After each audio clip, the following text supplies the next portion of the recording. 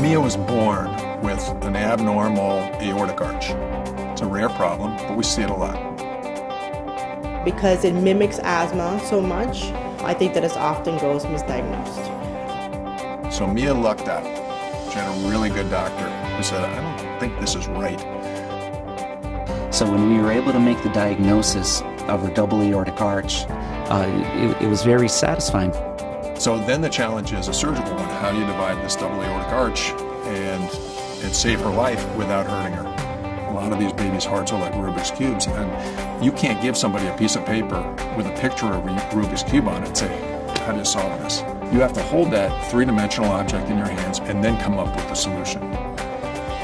At Nicholas Children's Hospital, we're actually using 3D printing to assist the surgeons with their surgical planning and teaching of new medical students.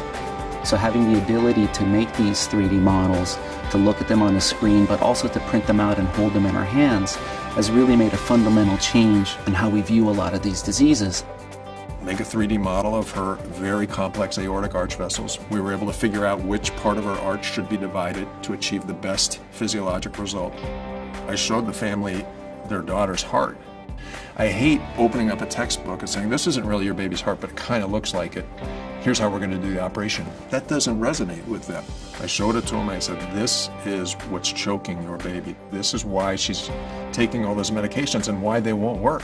It's very powerful when you show a family, this is your baby's heart, and this is how I'm going to repair it. We've gone through planning an operation on a patient who was told, hey, you're inoperable. We made a 3D model. I literally carried it around in my gym bag for a couple of weeks. So I would reach in, take it out, and look at it until it finally dawned on me that there was a relationship that we could exploit. Well, why experiment? Why go into the operating room and hope when we've got a model and we can actually test the device in the model and know with certainty this is going to work? They could feel confident that we were going to do the right thing.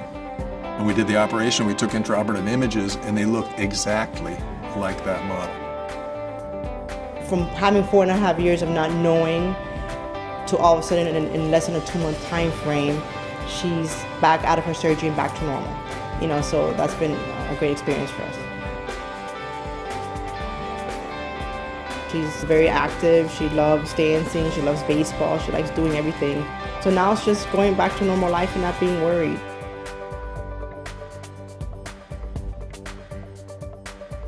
Show them the level of sophistication that you have. Show them what you're capable of.